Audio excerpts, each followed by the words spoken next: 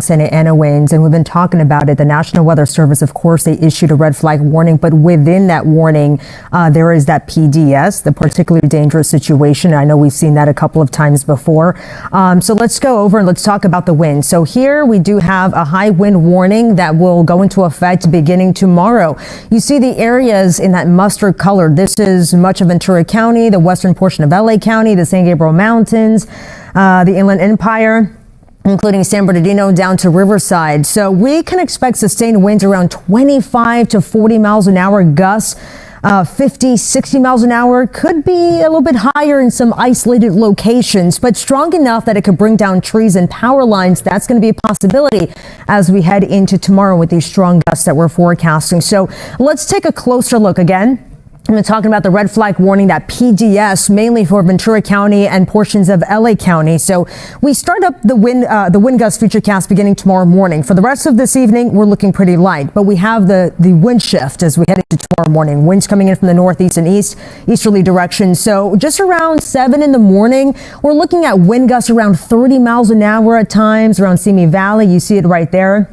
In Santa Susana Mountains, we're looking at wind gusts right around 40 to 50 miles an hour. But notice how it increases, becomes more widespread as we continue throughout the day. This is at 10 o'clock in the morning. We're looking at gusts around 40 miles an hour in spots like Mora Park, a little bit higher up in the Santa Susana Mountains. Also, we'll be watching the portions of the San Fernando Valley, Porter Ranch, and even stretching out toward the east. Woodland Hills, looking at gusts right around 30 miles an hour, will increase as we head through the afternoon hours. And again, as I mentioned, becomes a little bit more widespread to include parts of the basin, San Fernando Valley, the San Gabriel Valley, for example. So you see the outlines, and let's see if you can make it out here, but we do have the Eaton fire. You have the yellow outline. We have the Palisades fire highlighted here too, and the Hearst fire. So again, we have those burn scars. I know the fire crews have been taking advantage of the weekend with the calm light winds because again, we're expected to see another round of very strong winds as we head into tomorrow. Those strong winds will continue as we head into Monday night and even through the overnight hours into Tuesday.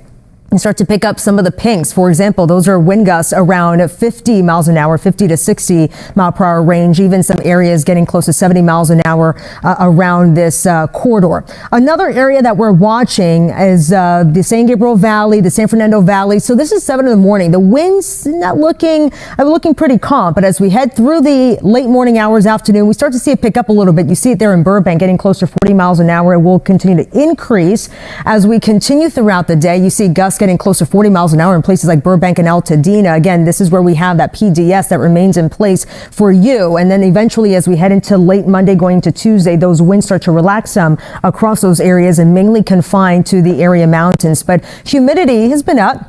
This past weekend, we've had that marine layer, that onshore flow. We head into tomorrow morning. We'll have that marine layer to start things up, and then the offshore winds will pick up. We're talking about a very dry period as we head into Monday and Tuesday. Humidity values down into the teens and down into the single digits across the area. So I know we've been talking about it with the red flag warnings with the PDS. You want to make sure you have a plan and have a go bag ready. Again, with that PDS, it doesn't predict that we'll have fire starting, but we do have very favorable conditions. So you want to be safe, and we'll keep you updated with the latest as we continue into the coming days. Back to you. It's just about being prepared.